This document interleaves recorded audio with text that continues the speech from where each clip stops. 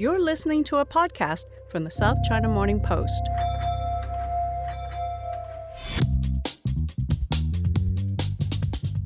Hello, and welcome to the China Geopolitics Podcast. I'm Chad Bray.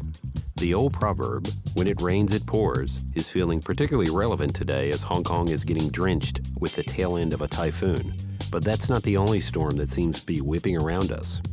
Tensions are rising, meanwhile, in the Taiwan Strait. Days, China has violated Taiwan's airspace by flying military jets around the self-governing island unannounced. For a 4-day period in which nearly 150 Chinese warplanes flew into Taiwan's air defense zone. Taiwan's Prime Minister has said this. Taiwan definitely needs to be on alert. China is increasingly over the top. We are very concerned that China is going to launch a war against Taiwan at some point. According to a report by the Wall Street Journal on Thursday, a small force of U.S. Marine and special operators have been secretly training troops in Taiwan on a rotational basis for at least a year. You'll be hearing from our U.S.-based reporter Owen Churchill unpacking a week that started with USTR Katherine Tai's speech on the Phase 1 U.S.-China trade deal and ended with the CIA announcing it had opened a new China unit and a report that U.S. Marines are secretly stationed in Taiwan. You'll also hear from one of our veteran reporters here on the China desk. William Zheng is going to unpack the reality of these headlines claiming that the PLA is intruding into Taiwanese airspace, why readers of a particular Taiwanese newspaper knew about the U.S. Marines being based there months ago, and he's going to serve up a bit of a history lesson about why this coming Sunday is so important for the People's Republic of China, as well as the island it refers to as the renegade province, Taiwan, and why Xi Jinping will be making a major speech on the subject tomorrow.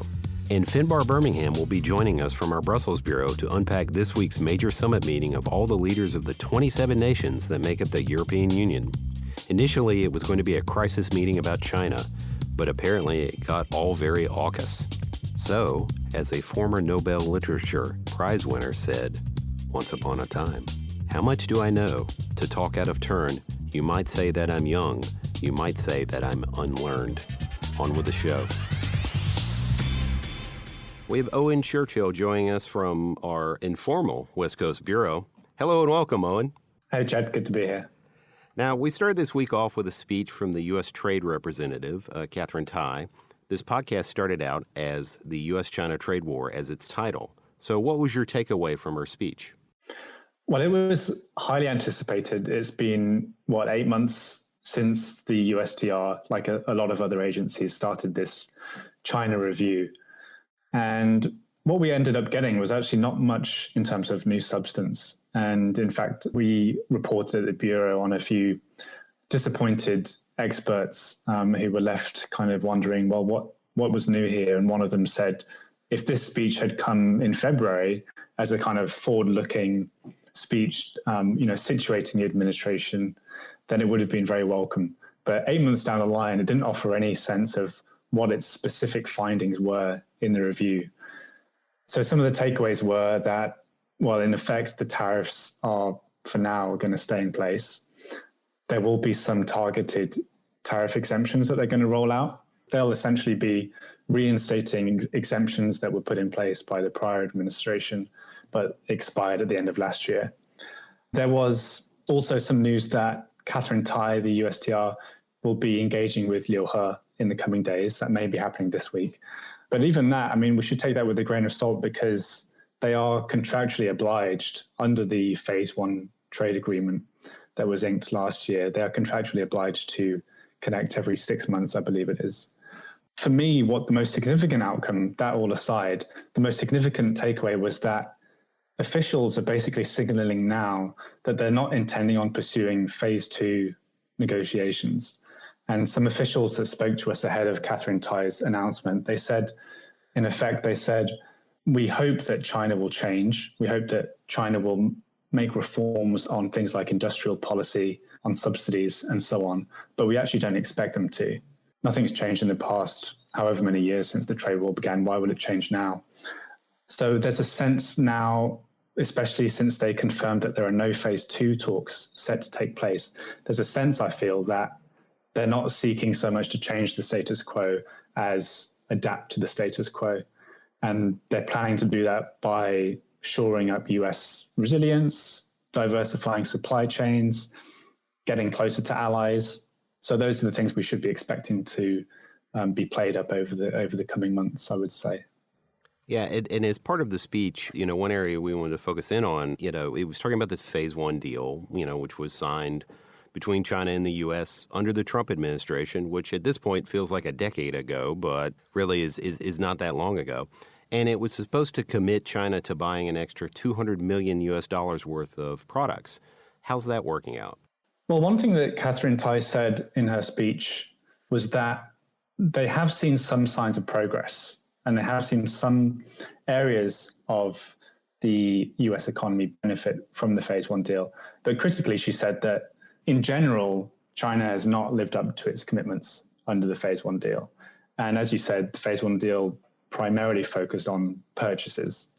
At the same time, the administration has acknowledged that a focus on purchases isn't the be-all and end-all. And there are a number of other concerns beyond that Katherine Tai will continue to raise with Yohe, things like subsidies from the government, but they're not necessarily going to make those concrete elements of negotiations going forward. Yeah, and outside of trade, there was also another high-level meeting between the top national security officials for China and the U.S. in Switzerland. And there are media reports saying that the talks went, better than they did in Alaska. But what have you heard about what was discussed specifically? And is there a readout on the meeting? Well, this was what is reported by Bloomberg to have been a 6-hour meeting.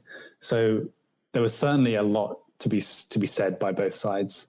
And unlike the meeting in March that you alluded to, where there was, there were fireworks at the beginning when they were playing up to the cameras, there was none of that this time. But there were some quite lengthy statements put out by both sides after the meetings. And some signs of progress, I would say, in the bilateral relationship. From the Chinese readout, I would say that the readout was somewhat more measured than previous readouts we've seen from, for example, the Wendy Sherman meetings in Tianjin earlier this summer. There was no mention of the 3 bottom lines and 2 lists of demands that we're all very familiar with now. There was no explicit warning from China that we won't cooperate with you on things like climate change or non-proliferation unless you agree to step off on these other areas. There was no specific warning about that. And at the same time, both sides agreed essentially to responsibly manage the relationship. China went a little further in their readout, saying that both sides had agreed to get US-China relations, quote unquote, back on track. And then another somewhat promising outcome was that Biden and Xi Jinping will convene before the end of this year in a virtual meeting, which of course has not happened either virtually or in person yet, although they have had phone calls. But fundamentally, I think we're left asking, well, what has actually changed in the relationship? There are these kind of signs of progress in the tone of how things were conducted. But actually, in terms of substance, White House officials have publicly dodged questions about whether this was a breakthrough.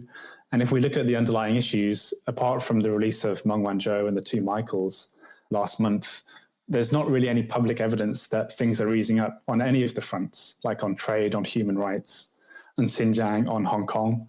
And, just the past few days, the US released its sternest condemnation of Beijing's flyovers. So the question to ask is, where is the bar with these diplomatic meetings? If the bar is set at, well, let's keep communication channels open, let's agree to keep talking, well, then in that case, it was a success. But if the bar is higher than that, if the bar is there going to be a shift in the dynamic? Is either side going to take some concrete steps to bring things down in the temperature? Then that certainly remains to be seen.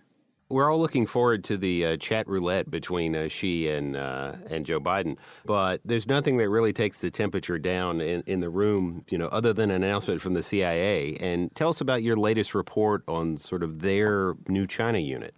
That's right. Today, William Burns, who's the director of the CIA, announced that the agency is going to be establishing a so-called China Mission Center. And that's the latest in a string of China units at various agencies in the US government. We had one at the DoD, the China Task Force, at the Pentagon announced earlier this year. There is, of course, the China Initiative at the Department of Justice, which brings prosecutions on cases relating to commercial espionage and so on. And there's also talk of a new China House at the State Department. So this new China Mission Center at the CIA, it's designed to focus the agency's efforts on coordinating its response to China. And that really goes to show that given that this kind of harkens back to the US response to the Soviet Union during the Cold War, it does bring into question what we're hearing a lot from Biden, in that the US administration is not seeking a new Cold War, is not targeting China. All we're doing is trying to defend the rules-based international order. So that's the latest sign that really officials are preparing for a long struggle with their Chinese counterparts, preparing for a protracted confrontation with China. All the while, administration officials are saying publicly, the opposite. This isn't about China. This is just about protecting the international order and protecting our relationship with allies. We'll talk more about this later in the podcast, but I wanted to turn to one headline this morning about Taiwan that's certainly been dominating the news. It's a Wall Street Journal report talking about U.S. Special Forces in Taiwan training the Taiwanese military. So what are you hearing about this? So this really speaks to what I was saying earlier about the status quo between the US and China, likely to be one of confrontation for years to come. There was a report by the Journal, as you say, earlier today, saying that for the past year, the US has deployed active troops in Taiwan to train their military personnel. And of course, the US and Taiwan don't have official diplomatic relations, so this is a pretty big deal. But at the same time, we have to put it in context, and one of those contexts is that for the past few days, China has been flying jets into Taiwan's air defense identification zones at record levels. And the US came back with very stern condemnation of that. And it also comes after Biden, in slightly confusing passing remark outside the White House a few days ago, said that he and Xi Jinping had agreed to the Taiwan Agreement. And it led to some confusion among observers about what exactly was this Taiwan Agreement. So there was this report that came out, happened to come out a few days later, and has led to some conjecture about, well, is this a tactical leak by the administration to really reinforce this idea that we are being tough on Taiwan? We support Taiwan and we condemn China's aggression towards it. There was also some reporting, I think, in Politico that said that this deployment in Taiwan is actually public knowledge if you know where to look on the DoD website. So that also raises some questions about whether this was a strategic leaking of information. Well, Owen, thanks for joining us. We'll be keeping an eye on the skies as well as your reporting on SCMP.com. Thanks so much. Thanks, Chad. Thanks for having me.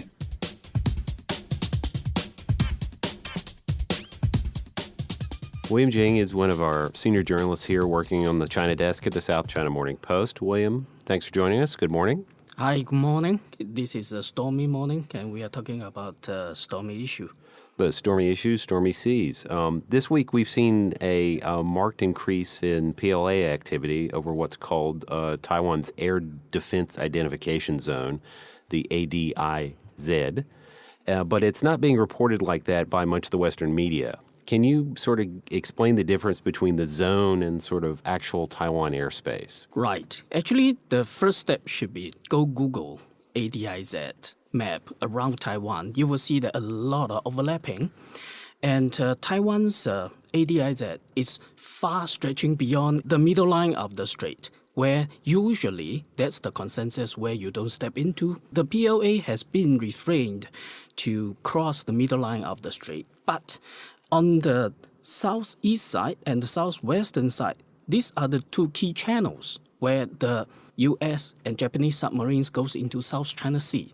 That is exactly why I don't think that the incursion into the ADIZ is a very important gesture towards Taiwan, but rather it's more related to the South China Sea, because if we look at every intrusion into the ADIZ as a violation of some kind of airspace, it's not.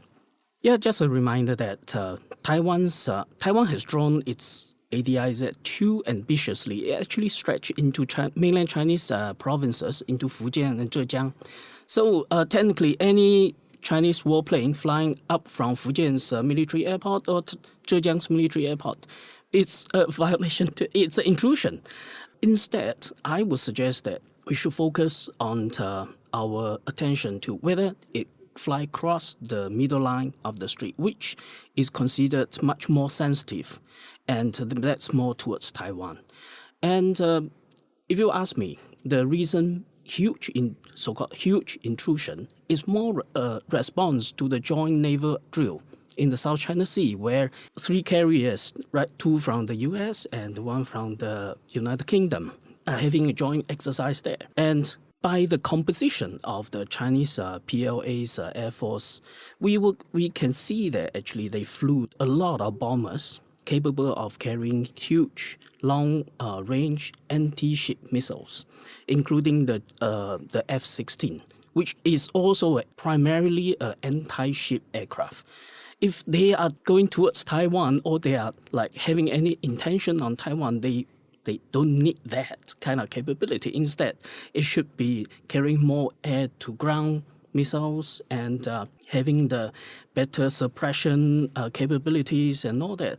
So if you look deeper into the composition, I don't think that's targeted at Taiwan thing, but rather it's a strong response to the joint naval exercise, which happened near China's National Day, where, Beijing love face, you have so many big ships around my door near my National Day. Of course, there would be some kind of military response towards that. So that's my reading, actually. And to follow up on the idea of national days, this coming Sunday is the 10th of October, but in this part of the world, it's known as Tintin Day. So can you explain what that is and sort of, why is there a good chance we'll be seeing Taiwan in the news again this coming weekend? Well, it's a very complicated part of the Chinese history, which now the Communist Party of China is trying to build its own dominant narratives on. The 10-10 Day marks Dr. Sun Yat-sen's unsuccessful revolutionary efforts. But that's the first major revolution against the Qing dynasty, and the following up actually brought down China's over 2,000 years monarchy, and by that, Dr. Sun Yat-sen managed to build the Republic of China. But during the Civil War, the Communist Party managed to drive out the Kuomintang, which Dr. Sun Yat-sen is one of the founder, and they drive the Kuomintang to Taiwan and established the new China, where we know it as either the Communist China or the Red China or the People's Republic of China. So that's the whole historical part of it. But President Xi Jinping is going to speak tomorrow to mark this event. Interestingly, most of the observers believe that he will use this occasion to talk about Taiwan issues. So tomorrow would be an interesting occasion to see that, number one, will his line depart from previous official lines? Number two, will he make new timetable on the unification of Taiwan? And more importantly, I think, it's how he wants to build this historical narrative for the party. The Communist Party is actually founded after the Kuomintang. So how is he going to build a bridge where Dr. Sun Yat-sen is probably now the most commonly accepted figure across the strait in Taiwan and in mainland? So will he be building a new narrative on that to woo Taiwanese to have a different gesture? That's a lot of questions that we have in mind. Well, tomorrow I'm going to cover it, where obviously Taiwanese leader Tsai Ing-wen will be also giving a speech. Based on her speech in these few days, I think she has been stressing on peace, and Taiwan want to be working with other democratic countries to build peace, and she has not been having a lot of very aggressive gestures. So I think that might be a chance to see that would there be a de-escalation from here. And sticking with Taiwan, U.S. President Joe Biden's known for his gaffes at points. I'm sure he's still trying to remember Scott Morrison's name. But he described the, one China policy that the U.S. has as the, quote, Taiwan agreement this week and received some criticism. Could you just briefly sort of walk us through that policy? Whenever the U.S. administration come to talk about its one China policy or its policy towards Taiwan, it's a whole package of things which include 3 previous communiques where Beijing have a very strong hold on. The Taiwan Relations Act, which actually says that U.S. will help to defend Taiwan by arms sales. And there are 6 assurances. This whole package is what we call a one China policy, where there are a lot of intricacies in there. And although U.S. officially recognize Beijing instead of Taipei, but it keeps informal, unofficial relationship where there is a Taipei office in Washington. It's a de facto embassy, but it can't be called an embassy because there's no official recognition there. China has gone against the idea of U.S. arms sales to Taiwan, but it's part of the Taiwan Relations Act, where a lot of American presidents, even in the previous administration, have been trying to sell Taiwan arms in very good prices. In that case, I believe President Biden was having a slip of tongue, where he probably can't remember or can't recite the whole package of things. So he just said Taiwan Agreement, which he probably was trying to refer to one China policies, in which, if you look at the transcript of Jake Sullivan and the Yang Jiechi's meeting, the one China policy was again mentioned in both sides of the transcripts and the readouts. I think that's probably what he's trying to refer to, but at that moment, he probably didn't have the right words, so he just referred it as a Taiwan agreement. Probably can say agreement on Taiwan or agreement regarding the Taiwan issue, but unfortunately, that's what came out from him. Yeah, that's my take. So earlier in the podcast, we spoke with Owen Churchill in our U.S. Bureau and talked a little bit about a Wall Street Journal story that's making headlines today. It's basically saying that U.S. Special Forces and U.S. Marines have been in Taiwan for the past year. They've been training the Taiwanese military. Now, speaking with Owen, it seems that this is not something that's necessarily new news, maybe just not noticed as much, but certainly seems to have been put out there at this time, for a reason. So I wanted to see, what's the view from Beijing? What do you think the potential response is? First of all, Beijing has not yet responded to that. But personally, I think this is not new. In fact, it would be very naive to assume that Beijing did not know about this. I believe if Beijing's military intelligence is of any capability, they should know this, right? And it has been an open secret where the U.S. has been offering military training. Because you sell the equipment to Taiwan, you better teach them how to use them. That's obviously part of the agreement. And Taiwan has never been denying of the kind of so-called routine military exchange and cooperative training with U.S. and other military allies. But Beijing has very strong lines on this, but it stays on the lines. It always says that China is resolutely opposite this and will take necessary countermeasures. And that line repeats every time when we talk about military arms sales, talk about Taiwan's potential purchase of any military equipment, either from U.S. or from France previously. This line always came out. So I believe Beijing would still stick to this, but bear in mind that this is not the first time such story made to the news, because in May, a Chinese language newspaper in Taiwan actually reported that based on Taiwanese soldiers complaining about why the U.S. soldiers were having a preferred treatment, where they have a better milk than us, the kind of things to build out a story where there is a group of U.S. soldiers are training the Taiwanese soldiers. At that time, Beijing did not respond officially. But if you remember in August, Senator John Cornyn, I'm not sure whether he did it accidentally or he said that there are 30,000 U.S. troops in Taiwan on his tweet. Later, he removed that. And did Beijing respond to that officially? No. But they activated Mr. Hu Xijin, the very nationalistic tabloid's chief editor, to write an angry editorial saying that if that's true, the PLA should take action immediately now. But that's a tabloid. It's not People's Daily.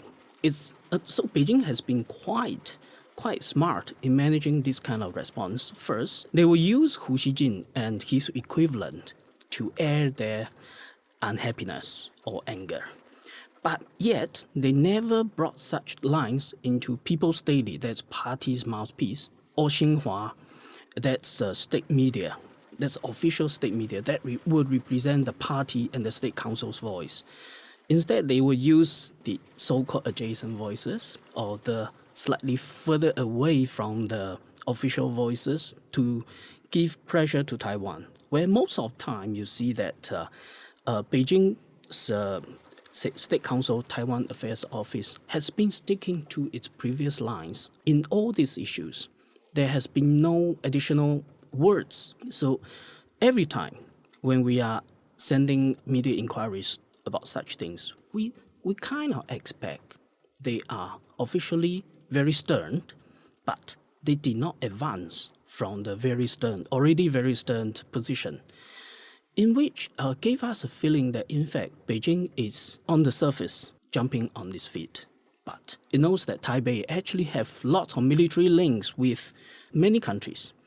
And as long as you don't cross some boundaries, its military airplane will not cross the middle line. Because remember, when was the last time the PLA's aircraft fly through the middle line? It was during Trump administration. He sent the top health official to Taiwan. That was what triggered the whole very angry military response. So I think Beijing knows what's going on there, no doubt. And Beijing will respond angrily and routinely. William, thanks for joining us in this port in what seems to be a horrible storm outside. We'll be looking forward to your coverage on SCMP.com and your analysis, particularly this weekend, about Xi's comments regarding Tintin Day. Thanks again. No problem. Thank you very much. Hey, it's Jasmine, one of the SCMP podcast producers. Don't forget to check out our latest Inside China episode. This week, it's all about power in China. Tens of millions of people have been living without any electricity. There are no streetlights, elevators don't operate, and factories across the country are being forced to work shorter hours or shut down entirely. It's a three-way collision between China's planned economy, the international coal market, and Xi Jinping's pledge to limit China's emissions. Oh yeah, it's also going to affect your Christmas shopping plans this year. This week on Inside China. Finbarr Bermingham, our correspondent in Brussels, joins us. Hello from a very cloudy and gray afternoon here in Hong Kong. Hello, Chad. It's nice and sunny here in Brussels, but it's very cool. Winter is coming. Winter is indeed coming. You've had some late nights this week keeping up to date with the meeting of the 27 national leaders of the European Union in Slovenia. Interestingly, you report that diplomats are saying the EU talks about China were not considered a crisis topic. It was more the Aukus deal that was a crisis topic. And it sounds like there are still some seismic aftershocks in the EU about the surprise announcement of the US, UK, and Australia getting together for a defense deal.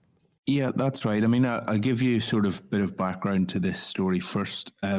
This date, October 5th, had been in the calendar for months when the EU's 27 leaders would gather to discuss China. Now, in a sort of sign of how differently China is viewed in Europe than the United States, this was going to be the first time that they'd gathered for a year, since October 2020, to discuss China as a sort of as a group. Now, if you think about how different that is to America, where they view everything through the lens of China and where top officials are constantly doing press conferences and so on, it was really quite telling to me that that this is not top priority. And if you think about everything that's happened in the last year, you had the investment deal, which was agreed and then subsequently paralyzed. You had the sanctions. You've had growing concerns over human rights. You've had the COVID situation and mass diplomacy, all that good stuff. First time in a year that they were supposed to get together to discuss China, and then at the last minute, it was demoted, it was almost downgraded. So the meeting happened on Tuesday. On Monday evening, we were told that the conversation has now been broadened. A conversation that was supposed to be about China is now about the European Union's place in the world. Within that, they would discuss things like Aukus, as you mentioned, like Afghanistan. So again, it really did suggest to me that China is not seen as a sort of critical issue in the same way that it is in Washington. A few people broke it down for me, and this is where the sort of line about it not being a crisis came up. Yes, it's important, but they don't see EU-China ties as being totally in disarray. They don't see it as being totally in crisis. After the sanctions in March, the Chinese did sort of go cold. Top-level talks froze for a few months, but they've picked up again. As we discussed on the show last week, Wang Yi, China's foreign minister, spoke with his EU counterpart, Joseph Borrell, last week. You know, there's a sort of steady drumbeat of talks between the European Union and China, whereas, you know, the United States and China aren't speaking at the top level at all. You know, these top EU leaders don't meet very often, and when they do, they generally tend to discuss what are described as immediate crisis issues. And you can throw into that bucket things like Afghanistan, which raised serious questions about the European Union's exposure on foreign policy and its dependence on the United States. This was really hammered home by the Aukus thing, which happened a few weeks after that, which created serious existential questions about the EU's foreign and security policy. So, you know, this is how it's been framed to me. They say China is important, but it's not the be-all and end-all. It's not something through which every other topic has to be viewed. And, you know, why is that? I guess one thesis that's quite popular in Brussels and across Europe is that whereas the United States really sort of is fearful of the rise of a competitor in China and, you know, a sort of challenger to their primacy in the world, Europe has already dealt with that 70 or 80 years ago. You know, Europe used to be the global superpower until it was overtaken by the United States. So I think it's fairly accepted that, you know, this is a multipolar world, that Europe is already not the number one power, whereas the United States is sort of coming to terms with this issue. And then if you look at the immediate neighborhoods, you know, the United States to its north has Canada and to its south has Mexico. And of course, there are issues. But if you look at Europe, it's surrounded by Russia to its east, the Middle East, which is obviously a bit of a, you know, a tumultuous region. North Africa and the Sahel to the south, so the southern border, and within Europe, you've got the Western Balkans and sort of Serbia and Kosovo is kicking off a wee bit at the moment. So I think these are all viewed as far more immediate threats to European security than China, and it helps to explain why it wasn't seen as such a big deal by many in Europe that the China talks were sort of broadened to include what were sort of considered far more immediate issues by European officials. And I wanted to ask about the EU-China investment deal. You brought that up earlier in the podcast. You know, it's effectively been on hold since May. So how much was it discussed at this meeting?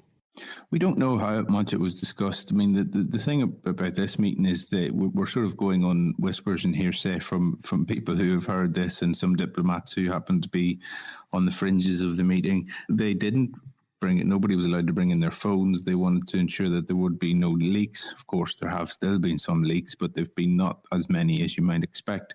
The CAI, is the Comprehensive Agreement Investment, to give it its full title, was on the agenda. We were told that it would be discussed, that despite the fact that it's sort of considered dead as a doornail in the European Parliament until sanctions are removed, technical work still is going on the deal. You know, in the European Commission, the DG Trade, the Department of Trade here, they're still doing the legal scrubbing and working on technical issues like that. In some parts of Europe, it's seen as important, more so than others. I was in Germany a couple of weeks ago, and most of the political parties I spoke to thought it would be nice to have, but they realize it's sort of politically not so expedient at the moment. The status of it is that I don't see how it can be salvaged until there's some sort of a give from China. I mean, it's been frozen because of the sanctions on European parliamentarians, on the Political Security Committee at the European Commission, which is basically every country in the European Union's ambassador to the EU has been sanctioned by China. These are the people who devise a lot of the policy. You know, academics, think tanks, they've all been sanctioned. So I don't see it being realistically viable until they're removed. Certainly the European Parliament won't remove their foot from the brake until the sanctions have been lifted on their members. Some people speculate that Aukus, which has driven a bit of a wedge between Europe, some parts of Europe, I should say, and the United States, may be some impetus for reviving the Kai. You know, well, you know, you put us off on this front and we'll sort of move independently forward with our own China strategy, which was kind of the impetus behind sealing the Kai before the Biden administration came in the first place last December. Personally, I'm not sure how realistic that is. I don't think it would fly with large parts of the parliament, which are fairly pro-engagement with the United States. So I think the Kai is where it is right now, and unless something dramatic happens in the next period, I don't think it's going to be seeing the light of day anytime soon. And within the leaders that were there, the 27, there's one in particular that was looking for some solidarity amongst the other leaders in the EU. Could you tell us a little bit more about what Lithuania's leader was hoping for, and did he get what he came for? I know we've touched a little bit on this in the podcast in recent weeks. Yeah, I mean, the Lithuanian situation is that they're at a bit of a standoff with China over this Taiwan situation. Lithuania wants the European Union to back it more strongly. As I said, know exactly what was said at the meeting, but the Lithuanian president, Gitanas Nausėda, spoke afterwards, and he said that the European Union would act quickly and decisively, his words, and shall reduce its independence on China in various aspects. Now, you know, this is not necessarily that new. Europe has been saying for a while now they want to be less dependent on China. This was the thrust behind large parts of Ursula von der Leyen, who's the European Commission president. Her State of the Union speech a few weeks ago, she talked about the need to build up supply chains and sustainable industry, to invest in, you know, European manufacturing, to build up semiconductor independence, stuff like that. It was the thrust also behind the Trade and Technology Council, which we discussed last week on the show, which was finalized in Pittsburgh last week. You know, this would see the European Union collaborate with the United States to rebuild some supply chains and collaborate on sort of certain technologies of the future, like artificial intelligence, like chips and so on. So from Lithuania's point of view, they want to see economic solidarity. They want to see, you know, that in the industries in which China has been targeting Lithuania for punishment over the Taiwan affair, they want to see the European Union back it. I don't know that there's a great deal that the European Union can immediately do there. It doesn't have necessarily the tools just yet. It is developing something called an economic coercion instrument, which would allow the EU to hit back on third parties who sort of target their members with economic punishments and so on. But I mean, the way things move here is pretty glacial. I mean, we might be talking a few years before that thing's finished. It's being progressed, and we're probably going to hear more about it in the next month or so. But, you know, I think that they want to hear Lithuania, they want to hear statements of support. And to an extent, they have heard that. Now, interestingly, it's not coming from everywhere. I spoke with somebody very senior in the Lithuanian Foreign Ministry during the week. They were telling me that the messages of support have come from some surprising and some unsurprising sources in regard their row with China. The French actually have been reaching out and have offered support to Lithuania, which I was surprised by. The Germans, not so much. They've not really heard much from Germany on this front. And when Nausėda, the Lithuanian president, when he visited Angela Merkel in September, I heard that she issued him a bit of a rebuke. This was the subject of an internal note circulated among the Lithuanian Foreign Ministry, saying that she had called him to task for, you know, rocking the boat on China, which shows that Germany's not really that supportive of Lithuania's freelancing on the issue.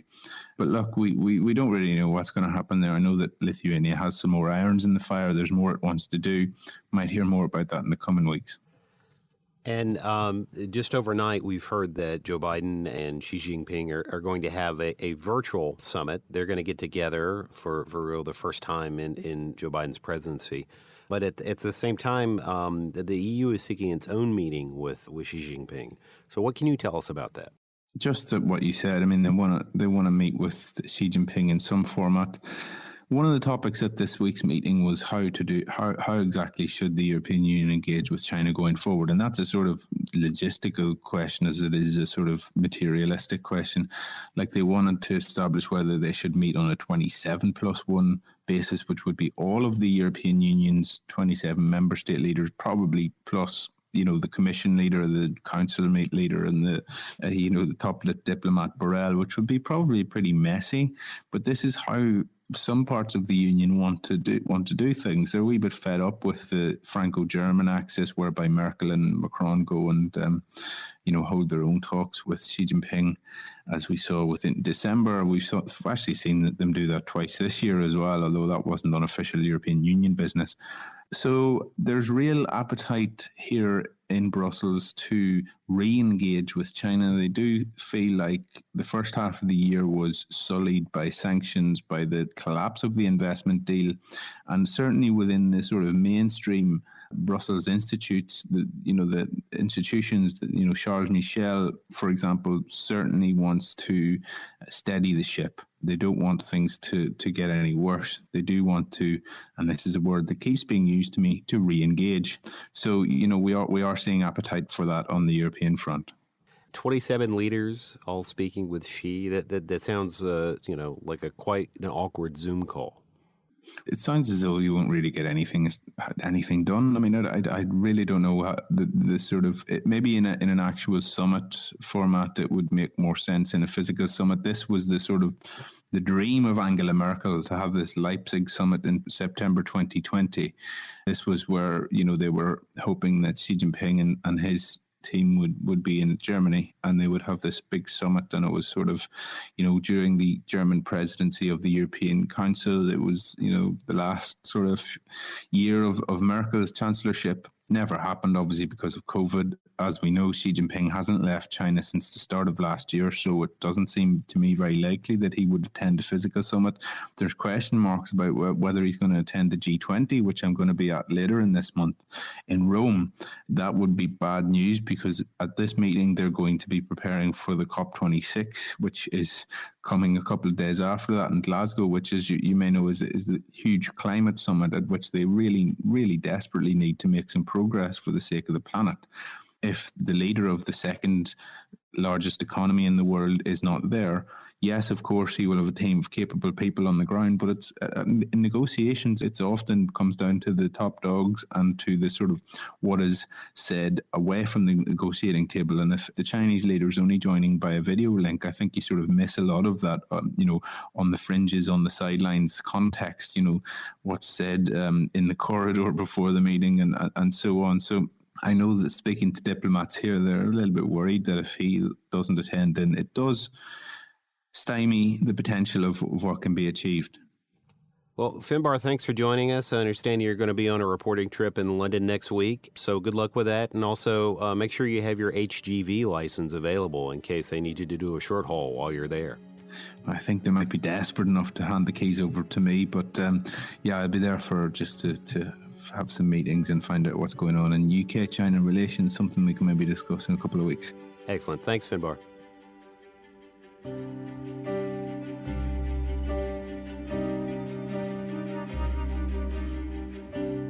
That's all for a big episode this week. If you're listening on good headphones, you can probably hear the rain pounding on the windows behind me as I sit here in our studios on the 18th floor of Times Square in Causeway Bay. It's going to be a very big weekend for news from mainland China and Taiwan as we head into the Tintin commemoration. You, of course, will get the latest news and the best analysis at SCMP.com. A quick reminder, if you're listening in the United States, you should be able to find this podcast via the SCMP Facebook page. It's a new feature unrolled this week amid, how shall we say, the less other positive revelations about the social media giant this week. I'll see you on Twitter at Chad Bray. You can follow the SCMP Political Economy team at SCMP Economy. Stay safe. We'll be back next week if we don't wash away.